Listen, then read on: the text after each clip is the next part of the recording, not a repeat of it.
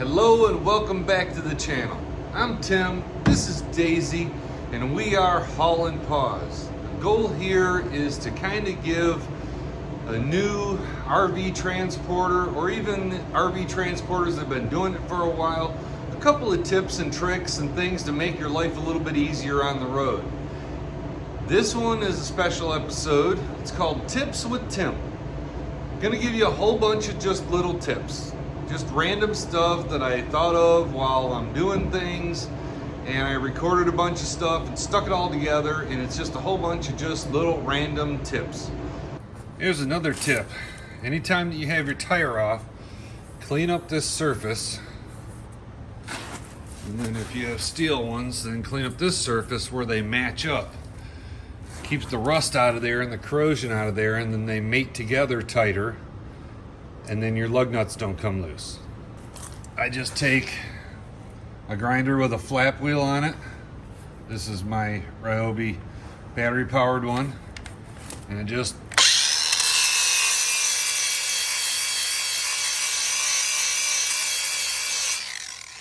lightly take the oxidation off it and make it smooth again.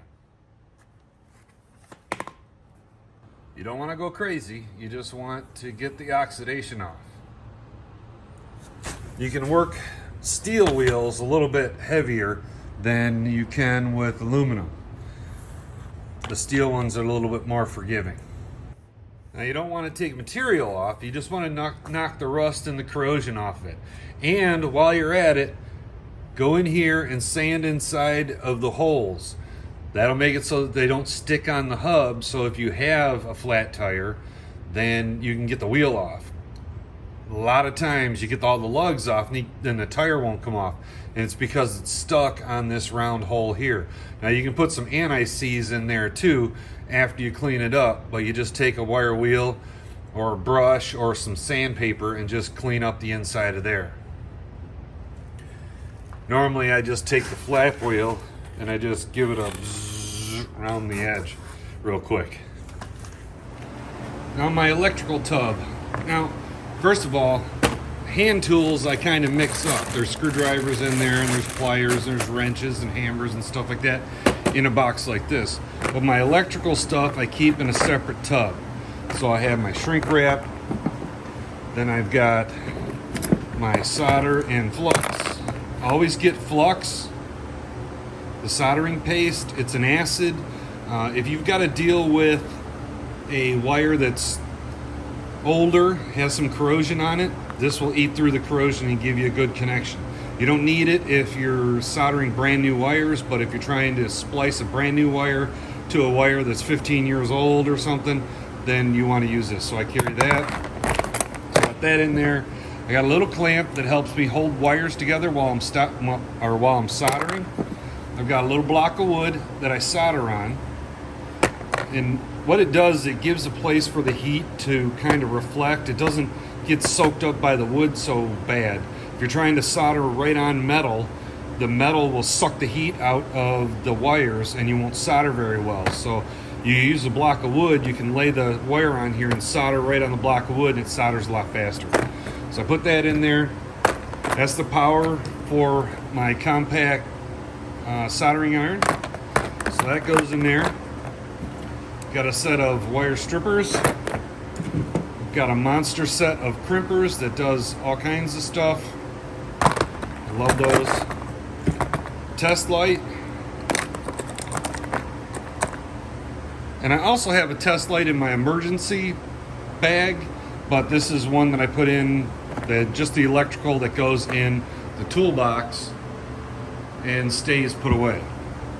So, and then I have my Fluke multimeter. Now you don't need something like this. A Fluke 115 is kind of overkill for most of you. Any little cheap multimeter will work. The biggest thing that you're going to use is, do you have voltage? And then you're going to use this setting down here where it beeps for continuity. You might use ohms for resistance, but the average person doesn't use that. You use the beep for continuity, and you use DC volts to find out if you got volts coming to your lights or whatever. But this does a whole lot more than just those functions, but that's what I use. And that's what goes in my electrical tub. Then I throw a lid on it and, I'm sorry, and a roll of electrical tape goes in there also. I also have electrical tape in my emergency tool bag, and you can go back and watch the video on my emergency tool bag, but the electrical tape goes in there too. So the next tip that I have for you is for those of you that are thinking about putting airbags in your truck. Now the airbag kit is really inexpensive. You can get them for under $400. And that comes with everything that you need to install it. Now if you want the fancy in-cab control with adjusting the pressure and all that, then you can spend up to $1,000 or just a little bit over $1,000 for all that. It comes with a compressor and a tank and all that stuff. But I don't see a need for that. So I went with, I think my kit was like $350, and it has everything that I need. But some of the things that it comes with, I don't use. The airbag kit itself comes with all the lines and everything that you need, and it comes with this slick little bracket that you put on your drawbar that goes across here, the actual hitch. It mounts on there with a couple of zip ties, and then you can put your filler nozzles in that little holder, and then you can fill back here. With our, let me adjust this camera a little bit so you can better see it. There we go. So with this, you can't get to the drawbar to actually put that there. Now you could cut more of this out and make room and all that stuff, but I don't do that. Some people go in their fuel door and they open up the fuel door and they drill 2 holes in there, and that's where they put their filler nozzles. I don't do that either. What I do is I just ran them right back to behind the bumper and then right here. And then you just unscrew this. It's just a regular tire cap. And then that's where I fill my air at. I use my little Ryobi high pressure pump, battery powered. And then I hook it up to there and I air up my bags with that while I'm right here doing my hitching. Makes it super easy.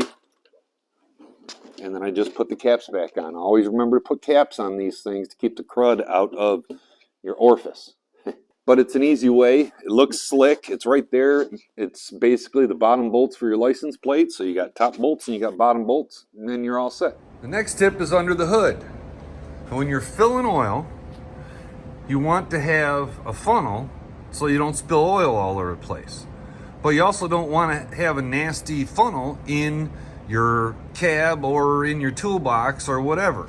What I do is I take my funnel and I put it in a Ziploc bag and I stick it right there in my engine compartment. It doesn't go anywhere. It hasn't gone anywhere since I've owned this truck for like, I don't know, 8, 9, 10 years. And I always have a funnel with me. And it doesn't matter if it gets nasty in there, it's gonna stay not dirty, gritty.